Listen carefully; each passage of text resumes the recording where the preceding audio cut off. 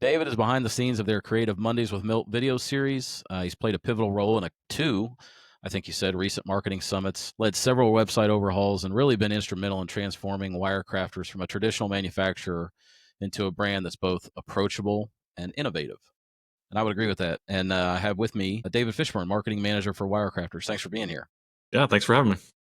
I do actually really love the Mondays with Milt thing. So that was your idea? Yeah, we started that back in 2017, I think, is when that first came out. It was a weekly video series with our vice president of sales and marketing at the time. Now he's our current president. So Yeah. yeah. I want to talk more about that in a little bit, but I think it's one of those things that like I've noticed now, like when I get up on Monday morning and I'm starting my week and I'll check in on LinkedIn, I'm always like, I wonder what, that's going to be. So I think it'll be interesting to hear a little bit more about that. But I know you and I have known each other for a while. A lot of times I'll give a little context. I know your brother as well, Tim, who works for a local company, which we've also had on the show. At least not, we didn't have Tim. We had Sierra, who is in their marketing department there. But Tim and I have known each other for a while, and then we connected. So obviously we have some history, but a lot of folks listening to this may not. So tell us a little bit about yourself, where you're from, what you do, maybe what got you into marketing in the first place. Yeah, so born and raised here in Louisville, Kentucky. Currently live out in the Oldham County area with my wife and 2 daughters. I went to school for kind of graphic and web design, and then that's kind of transitioned into full-blown marketing manager position here at WireCrafters. Started here just to work on the website, and then kind of made my way up from there to what we're doing. I've got a team of 2 others under me here that help me manage everything. So tell me where you went to school again. I went to Wagner High School. And then you went to Sullivan. Yep. So And it was a graphic design degree. That was it. It was a graphic design degree, yes. I've always wondered about those, man. I'm like, I always find it like pretty difficult for colleges to teach graphic design just because it changes so rapidly and it's really hard for them to make sure their curriculum's up to date. Did you find that to be the case? Yeah, I mean, I think that's why I kind of transitioned a little more into the web after that. Yeah. I still have some graphic background. I'm still in Photoshop and Illustrator on a weekly basis for sure, doing random things. But yeah, at the time you still had the creative suites on the CDs or DVDs and had to load those into the computer. So it's been a little while, but I was just talking to somebody about that the other day. Well, actually, it was my daughter, because she's taking graphic design, and we live out in Oldham County as well. So we're in the Oldham County school system, but specifically the South Oldham schools. And Nora is Claire. I mean, I have 3 daughters: Ava, Claire, and Nora. Claire, my middle daughter, she is at the middle school in graphic design. And then I was just asking her what tools they use. Obviously, Canva has become very popular, but she's doing a lot of work in Photoshop. And I was like, just telling her, I was like, it wasn't that long ago, like, in order to have that software, you had to install CDs. And she's like, what's a CD? So yeah, that's good. Makes me feel old. And I also remember like all the creative, I'll say it that way, the creative ways that people would try to get a hold of the software because it was so expensive. So the license keys. Yeah, no doubt. I know a few people that have done that. So you mentioned it a little bit. Talk a little bit about your path to WireCrafters. I mean, I'm curious, like, was marketing always the plan? You said it kind of was. And what led you to WireCrafters? Yeah, so I was doing a web design work for a company, local company. I'm just kind of contract work. We would build websites for anybody who needed one. And then actually, it's a funny thing, a lot of people in the inside sales department, sales and marketing department of WireCrafters have some sort of connection. So my wife actually worked with my boss's wife back in the day and kind of created a relationship there. And he said they were looking for somebody and went through a couple times before I finally said, you know what, I think I'll go in for an interview. And it's been great ever since. I've been here almost 10 years. So. That's crazy. So tell me, by the way, if anybody wants to check out WireCraft, it's wirecrafters.com. That's simple. Sure. And they can see, if anybody's watching this, you can kind of see some of an indication of what these guys do behind David in the picture. But tell us a little bit about what WireCrafters does. We're the nation's leading producer of wire partition products. So that's essentially indoor security fencing. So you can see behind me the gray fencing back there for a lot of standard tool cribs, maintenance cages, and a lot of warehouse distribution manufacturing facilities. We do a lot of stuff around pallet rack guarding and safety products to keep stuff from falling off the back of pallet racks. And then the yellow and black product you see behind me is a lot more in our safety division, our automation safety division, where we're doing guarding around robotics, conveyor, anything kind of moving equipment as more of a safety barrier to protect yourself and the product. So it's like the logo I know is to kind of simplifies it as safety. What is it? Safety, security, and storage. Yep. Yeah. What does a typical customer look like for you all? You don't really sell directly to the end user customer, right? You sell primarily through distribution. Correct. Yeah. So typical customer for us is a material handling distributor. So these guys are out there selling a pallet rack, conveyor, automated storage and retrieval systems, that kind of stuff. And we might not always be the number one product line they're looking for, but a lot of times through our marketing, where we generate leads and pass those on to our dealer and distribution network, we can get them into places where maybe they've not been before, and opens up opportunities for them to sell a lot of other stuff outside of WireCrafters. How hard is it? I'm curious. Anytime you're dealing with like multi-line distributors, which obviously exist in a lot of different industries, do you guys find it difficult for them to pay attention to your product line, or is it just a natural thing that happens, or do you have to work really hard at that? So we've built a great reputation over the years. Wirecard's been around almost 60 years in this business. So we have a lot of longtime dealers who now a lot of times they'll lead with our stuff. But for newer dealers and distributors, yeah, absolutely. They're walking past opportunities for our product every day. Yeah. It's getting in there with our outside sales team and doing training. We bring a lot of people into our facility here in Louisville, do training. And outside of that, we'll do, yeah, trade shows all across the country, all kinds of stuff. So I'm curious because you just said you had a group in this last week or whatever, but you've got the new marketing space. We won't have any imagery of that, but I know you just worked hard to develop this whole new marketing area inside the warehouse. Have you been able to leverage that yet with any of the groups that you brought in? absolutely. Yeah, we brought several groups in already. It's essentially it's about a 2,000 square foot space inside of our facility. We expanded to an additional building late last year, and was able to free up some space for me outside of our sales and marketing offices to essentially showcase all the products that we manufacture and all the different applications in one big space. So we've already brought several groups through, use it for a lot of training tools with our inside employees. A lot of times they're making stuff, but they don't really see it once it's installed out in the field. So bringing our employees through is a huge part of that, and letting them get hands on the product that they work on every day is super important. You feel like you're seeing the benefit that you hope to see out of that, like when people are like using it and experiencing it? Absolutely. One of the things I see on almost a daily basis is our inside sales team. They get a question from an end user or a distributor about something. They can quickly walk out there and snap a picture and send it in an email just like that. And it's been very beneficial on that front for sure. Curious. So, if we transition to talking a little bit about the brand, I mean, obviously, you guys aren't just a manufacturer. You definitely, and you've had a hand in this, I think, given the brand like a clear, like what I would say, personality. I'm curious when you think about the brand today, like what word or words come to mind, and has that been deliberate? I mentioned that in that opening paragraph. Has that been a deliberate thing? Yeah, I think one word is tough. I'm trying to think about that a little more. I think one of the things that I always kind of go by though is people want to buy from people and not just like this stale brand that's out there. I know that's kind of basic and common, but a lot of people say that, but I feel like we live it here at Wirecrafters. I mean, who you see on our social, on our LinkedIn and YouTube presence, on our website, you see so much of our top leadership, and you see all the way down to anybody throughout our facility who's manufacturing the products, our welders, our saw department, paint, all those kind of people. You see those throughout a lot of our marketing, whether it's pictures, videos, interviews, all the stuff that we do. We try to incorporate all of our people to show everyone that we are more than just a brand making product. We are people for sure. I think And that.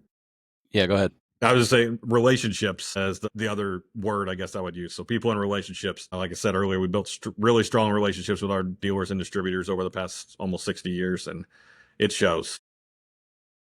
I think that as I think about you saying like, it sounds, like basic, like something that people, obviously know. I think there's a lot of things in life that people know that they don't do. Mhm. There's Right. heck, we were just talking about the fact that you're going to be running a marathon on Saturday, and so you think about fitness. I mean, we don't lack information in fitness; we lack action. Most Yep. of the time, we know what to do. Absolutely.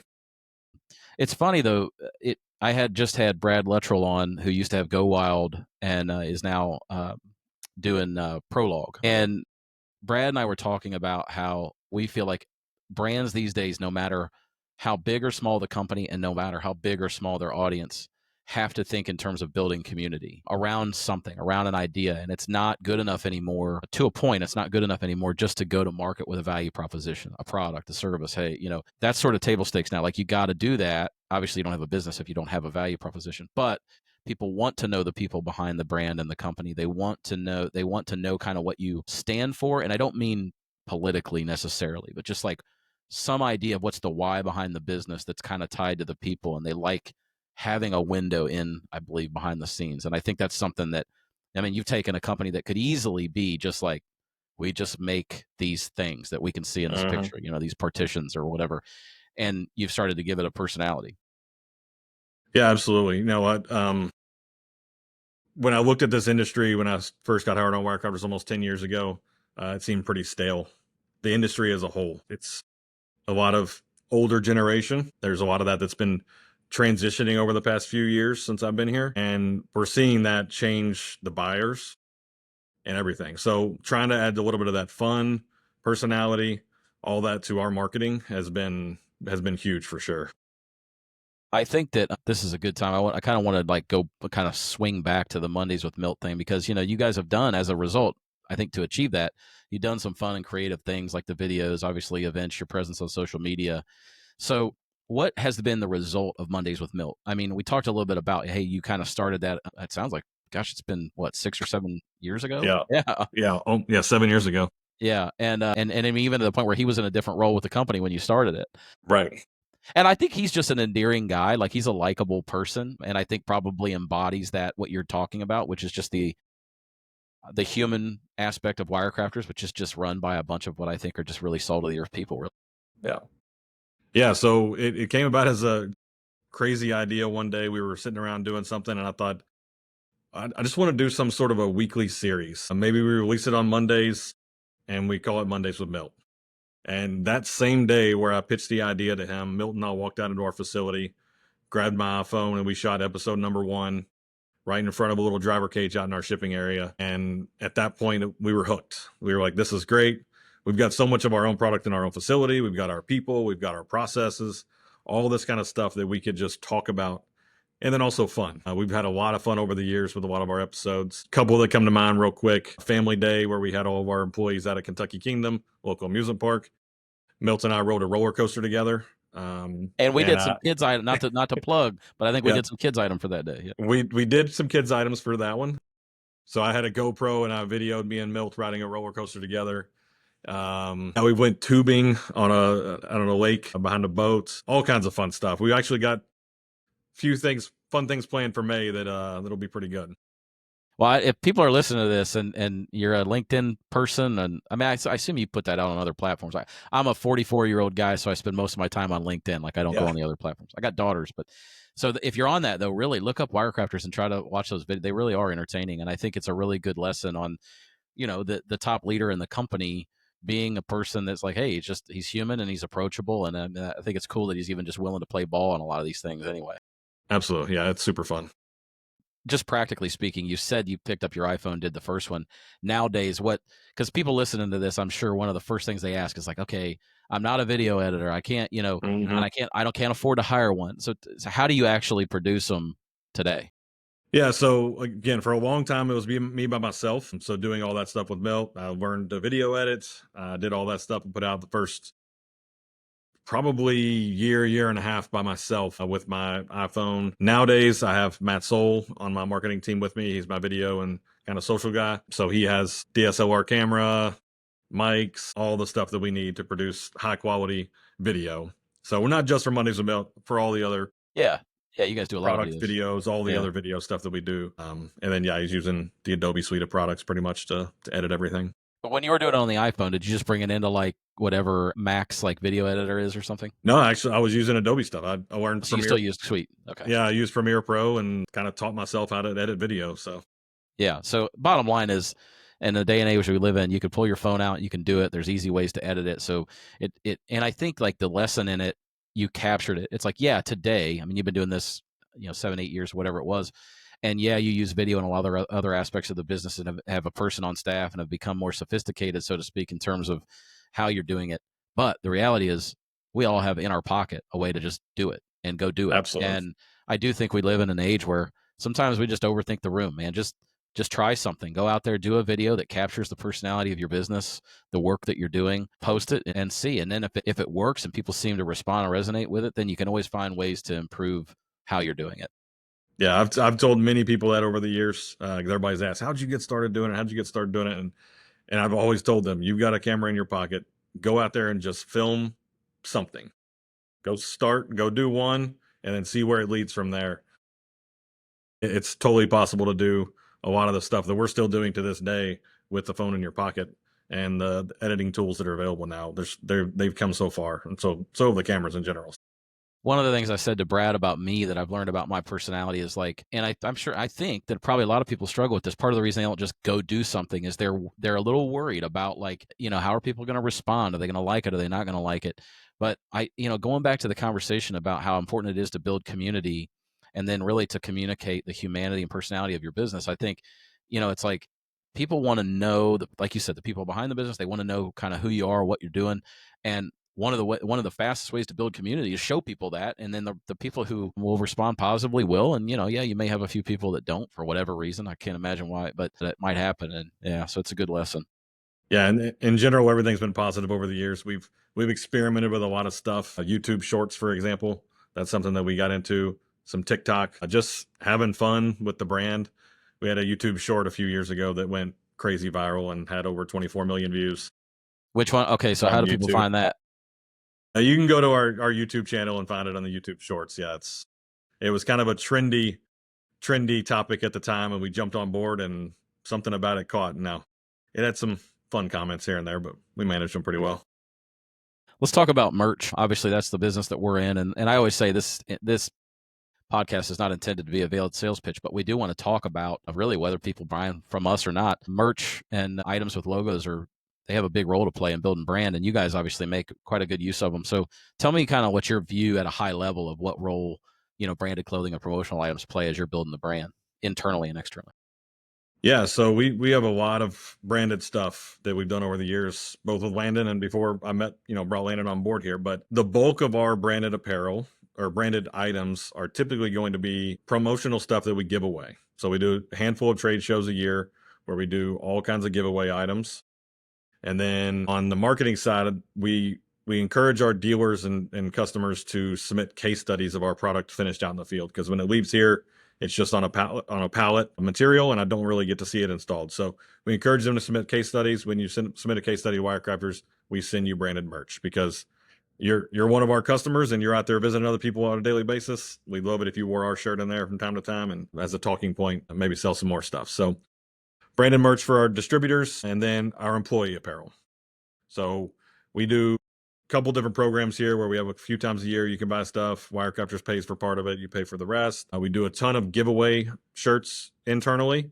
So for different times of the year where we have company outing, celebrations, that kind of stuff, we want to make sure everybody gets something out of that. A lot in our manufacturing facility, we'll give out, T-shirts, toboggans, different stuff that they can use throughout the year at work and outside. Yeah, and I know that you give a lot through safety, because safety is a big deal for every Absolutely, yep. manufacturer. Yeah. Is there any piece of merch that comes to mind that really stood out? Again, whether it's from us or not, over the years, it's like, man, we did this thing. I always like to ask this question because it's like, was there something you did that everybody really responded to and you were just like, wow, okay, why was that so popular? I mean, there's a couple things. Something that we just actually reordered with you guys recently, the sunglasses. I mean, seems super simple, but everybody loves a free pair of sunglasses. You Yeah. always want, a free pair to mow the grass in or do whatever you need to do. We did some screwdrivers. We're kind of in a, manufacturing space. People love those. And then just the old go-to, the pens. I mean, everybody Yeah. loves pens. So outside of that, I mean, there's been a few one-off fun stuff that we've done over the years, but there's certain things that people gravitate to that I can probably never stop ordering. One of the things that I noticed, though, even like I was talking with, the other David on your team this morning, and like, he was on the call and he had a shirt on, and you always have a shirt on. And, I know that that's the space that we're in, but I do feel like, when I encounter companies who kind of like it's kind of woven into their culture that, everybody wears gear, Mm-hmm. it does, I think, build a sense of pride and team unity and would you agree with that? Absolutely, yeah. The next thing I want to talk about is advice for new marketers. So, you obviously you described a little bit of your path to WireCrafters, getting into the line of work that you're in with them. But I'm always just curious, like somebody out there, because everybody has varying degrees of resources. So it's sort of like, what advice do you have for someone getting into marketing, trying to build a brand for a company, and with varying degrees of resources? Yeah, I guess trying to build a brand, I guess it's understanding your market for sure. So I understood that the material handling market, where we do 90% of our business, is kind of an older generation. So we had to cater to some of that market, but also understanding that the younger people are taking over and they're moving out. So you can't have this old stale brand with young people coming in. So kind of we tried to be ahead of that a little bit. I feel like we were ahead of that in our market, and since we've done that, people have followed. I mean, no better Yeah. word than Yeah. we've seen a lot of people that we've done business with over the years kind of transition their marketing to kind of be a little more fun and outgoing and showing the people off more. So I guess just really diving into the market as a whole and understanding how everybody else in your market is marketing, and then try something different. I mean, Yeah. it's not going to hurt with all the stuff you can do today. A lot of social, organic, SEO or content generation you're doing on your website, most of that stuff's free. So you just try stuff, and then once you find that people are reacting to certain things or they're taking interest in certain stuff, dig into that and go down that route. That's kind of what we've done over the years. We do a ton of content generation, just trying to figure out what's going to stick and drive results for us. Yeah. So it's like what I hear you saying is that when you got involved, there was kind of like you had an older population that you needed to reach, but you also knew that there was going to be the younger crowd that you needed to reach too. So you had to kind of balance. How do we make sure that we don't alienate the existing and sort of legacy base, and then also still make sure that we keep the brand here relevant as our target gets younger. And then it's again, kind of modern day marketing is kind of the scientific method and on repeat, right? It's like Mm-hmm. do things, have a theory, try something, do more of what works, less of what doesn't. Absolutely. Yeah, and I'm curious internally there, how do you guys go about and again, maybe you don't even want to share some of this, but to whatever degree you're comfortable, what kind of measurables, like how are you measuring engagement? Because I know that's the other thing people struggle with a lot with marketing. It's like we live in a day and age where it's kind of easy to do a lot of things and you can put it all out there, but when I say do more of what works and less of what doesn't, what are some ways that you're looking and saying, "Hey, this is working, this isn't?" Yeah. So I'm lucky that we've had buy-in from, again, ownership and upper management over the years, that we see a lot of our social and some of the video and all that kind of stuff that is mostly brand recognition. So we're trying to make sure people don't forget about WireCrafters. You know who we are, you know who we are as a company, is who we are as people, and that's always top of mind. And we see that definitely shines through when we're at trade shows or conventions. And And people are aware of you, like they're coming up and like, "Oh, I've seen." absolutely. People walk Yeah. past, be like, "Hey, Milt," and all this, and they know who we are as a company, as people, not just as that's not just Wirecrafters. That's Milt, and that's David, that's Aaron, our sales manager. They know us by name because of the presence that we have out there. But admittedly hard to measure. I mean, that you would say it's hard. That's not a direct measurement, So but you're getting this what I would call circumstantial measurement, where you're seeing that kind yes, of a thing. Okay. absolutely. So some of that is, and then, the main thing that I'm responsible for on the marketing side is driving leads. So driving both organic and paid leads through our website that we then pass along to our customers. So that's the main thing that I track every single month, and the cost of the leads overall and all that. So I guess you could say some of the cost and all the other marketing stuff can roll into that as a whole, but for the most part, we're tracking leads and seeing what those turn into as far as sales for us. It's kind of like a game of Risk, though. Like, and I guess the older folks will probably remember that game where it was like the way you captured countries wasn't, going in at one point. You sort of surround the customer a little bit, and the brand building things that you're doing is one aspect, and then you're converting leads, and you're kind of hitting them on different angles, and Absolutely. you kind of have to take that approach. And it's always challenging too, because depending on, it sounds like what you're saying between, it's funny. I always think about in the NFL, they say ownership, what is it? Ownership, GM, and coach alignment is how you win Super Bowls. And it's like what Yeah. I heard you say is like ownership, leadership, marketing alignment is how you win, in business. And it sounds like you have that. But how difficult are you finding it to be, like, to manage, even, like, I don't even know. I mean, are we talking like Google ads? What are some of the specific tools that you're using to drive leads? Yeah, Google ads, and then organic content. So we generate, like I said, I have two other people on my staff here. One's focused mostly on video, social, some email marketing, and then Megan on the other side, she handles all of our content generation.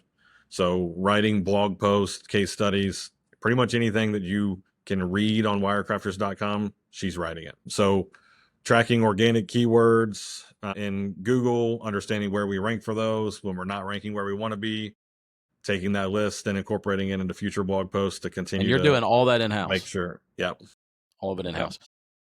Copywriting is something that I have grown to really appreciate and realize how difficult it is to find. The lady you mentioned who's doing copywriting for you, was it hard to find her, or was it like, did you hire her for that role, or did you just kind of discover that was something she was good at? Or Yeah, so I've set out when it was just me and Matt. We decided that we needed more help, and that was the role that we specifically targeted was a content marketing yeah, specialist. And it took a little while, but we found a good fit. She's a great writer, and we couldn't be happier. figuring out tone of voice, I think, in marketing for the company is hard because, it's almost like you almost feel in some respects like you're creating your own language a little bit. Like, what are words that we say? What do we not say? How do we describe this, in a way that makes sense for the company? And like, how do we talk about things? Do we want to be super technical? Do we not? That kind of a thing. It's not easy. Yeah, there's the variety of that kind of content on our site. So yeah, sometimes it's the layman's terms, making sure people just understand it at a high level, and then we get super technical when we want to target engineers and the guys or girls who could be specifying our products in new construction builds or that kind of stuff. Sometimes you got to get a little more technical.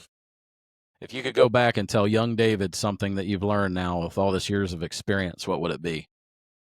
Ooh. I would tell young David to take the job offer from Milt 2 years prior when he first offered it. Good wisdom in that. I mean, it's always cool that it comes back. It doesn't always come Yeah, back, right? absolutely. Yeah. I'm going to try something different this time.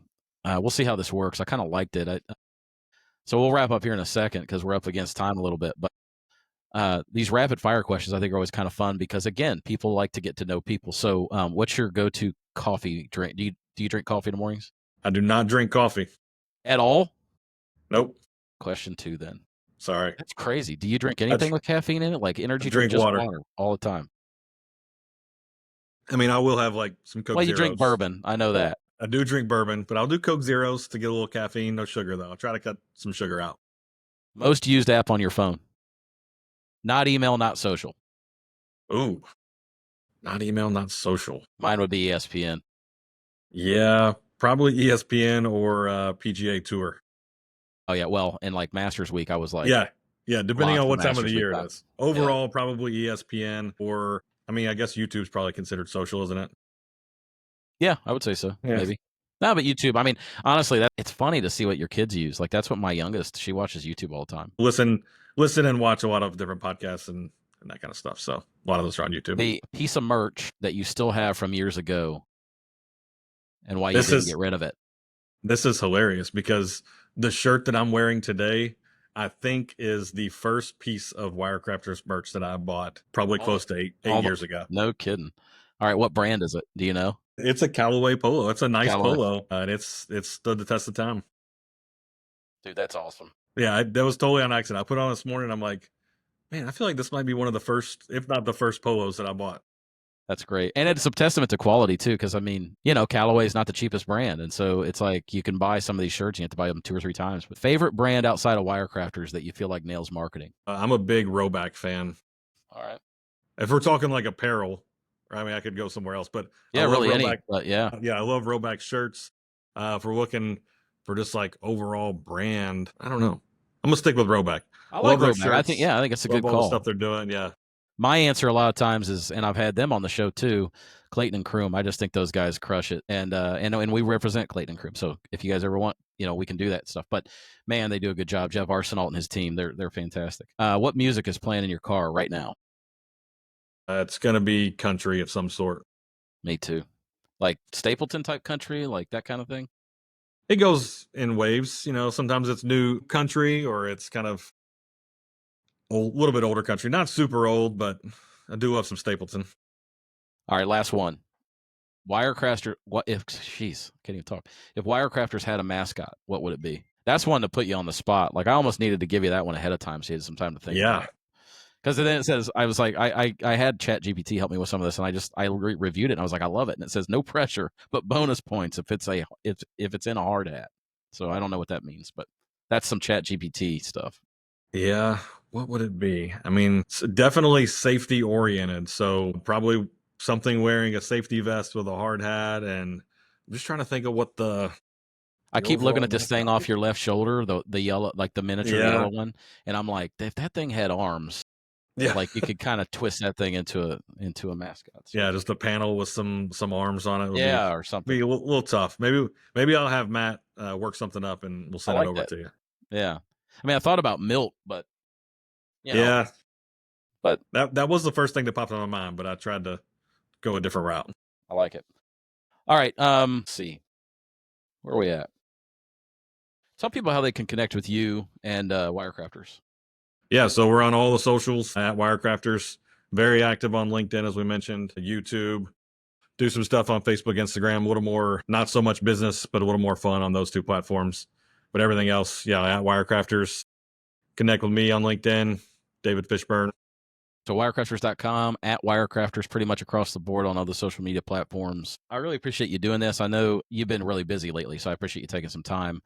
And also just our friendship and the opportunities you've sent us, and I really do. I admire and respect what you guys do there. I think for me it is not easy to take a manufacturing company and make it feel like a warm and approachable brand. I mean, and that's kind of the way I would describe it. I think you talked about being focused around the humans and stuff, but I think you guys have taken something that could easily be fairly sterile and just distributing product and made it very different from that. And I think that obviously you've had a lot to do with that. And then having met a handful of other people involved in the organization, I think one thing is clear to me too is you guys have got a great culture and you're very careful about the folks that you add, and they all kind of seem to be very, very similar in a good way. Absolutely. Yeah, I appreciate it. Well, thanks for being here, man, and I'll look forward to talking to you soon. Yeah, man. Thanks.